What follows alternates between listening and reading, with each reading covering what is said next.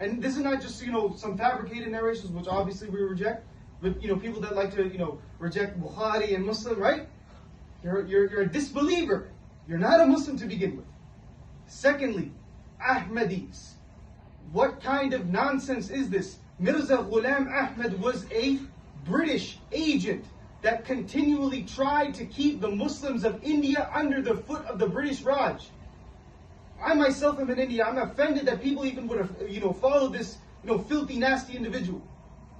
Not to mention the fact that they disbelieve in Allah's words when Allah says, on this day, I have perfected for you your religion and I have completed my favor upon you. How clearer can this be?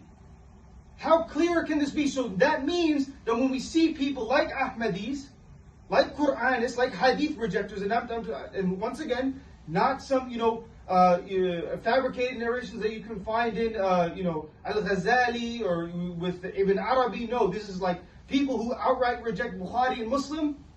These people, you're not supposed to hold hands with them because they fundamentally reject the speech of Allah, uncreated speech of Allah, the most perfect speech of Allah, and they want to innovate and they want to introduce ideas that are foreign to the Quran and Sunnah. أقول قولي هذا واستغفر الله.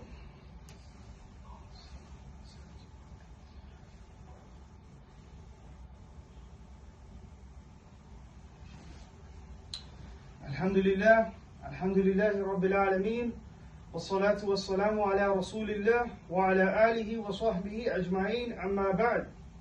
And so, a little disclaimer before people with sicknesses in their heart think that I'm, inciting violence against these individuals or, trying to, bring, destruction upon people and, talking out of the side of my neck. No. This is simply an advice for people who care even a little bit about the deen of Allah Azza wa Jal and the honor of the Prophet Muhammad sallallahu alayhi wa sallam. Let's make that very clear.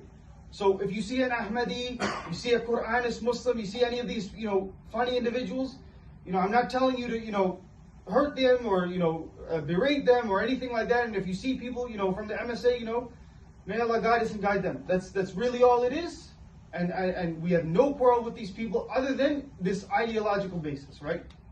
And so, Islam, the religion of Islam, is not, your father's house or your uncle's property where you can just make alterations and changes here and changes there as you see fit. No. This is the property of Allah Azza wa Jal.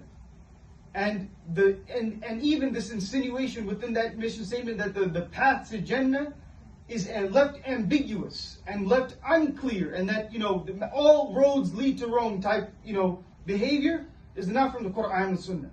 Because these people, if they want to say these things and be about these things,